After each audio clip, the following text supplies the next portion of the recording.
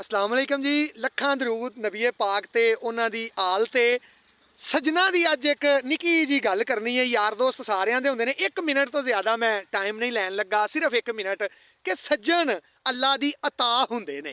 अल्लाह दी तरफों बंदे नूं तोहफा मिलदे ने। आंदे ने कि सज्जना नूं वेख के पता लग जांदा है कि तुसीं किवें दे हो। तुहाडियां यारां बेलियां नूं वेख के पता लग जांदा है तुसीं किवें दे हो।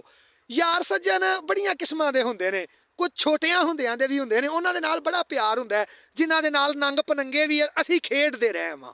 ਪਿੰਡਾਂ ਦੇ ਆ ਨਾ, ਅਸੀਂ ਖੇਡਦੇ ਹੁਣ ਵਿੱਚ ਕੁਝ ਸੱਜਣ ਇੰਜ ਦੇ ਵੀ ਹੁੰਦੇ ਨੇ ਜਿਹੜੇ ਚਵਲਾਂ ਮਾਰਦੇ ਨੇ। ਚਵਲਾਂ ਤੋਂ ਮੁਰਾਦ ਇਹ ਵੇ ਕਿ ਜੁੱਤੀ ਨਵੀਂ ਲਈ ਹੈ ਨਾ, ਆ ਜਾਣਗੇ, ਆ ਕੇ ਯਾਰਾਂ ਦੋਸਤਾਂ ਦੇ ਵਿੱਚ ਬਹਿਣਗੇ ਤੇ ਲੱਤ ਰੱਖ ਕੇ ਨਾ ਤੇ ਪੈਰ ਹਿਲਾਈ ਆਉਣਗੇ, ਬਈ ਵੇਖਣ ਜੁੱਤੀ ਨਵੀਂ ਲਈ ਏ।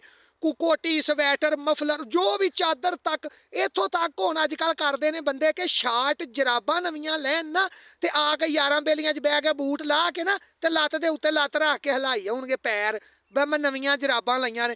ਯਾਰ ਕਿੱਥੇ ਇਹ ਲੋਕ ਪੈਦਾ ਹੋਏ ਨੇ, ਕੌਣ ਨੇ? ਇਹ ਵੇਖੋ ਨਾ ਟੈਗ, ਆ ਰਾਤੀ ਨਵਾਂ ਕੋਟ ਲਿਆ, ਮੈਂ ਨਹੀਂ ਕਦੀ ਕਿਸੇ ਨੂੰ ਦੱਸਿਆ ਕਿ ਨਵੀਂ ਲਿਆਂਦੀ ਹੈ ਕੁਛ ਹੈ।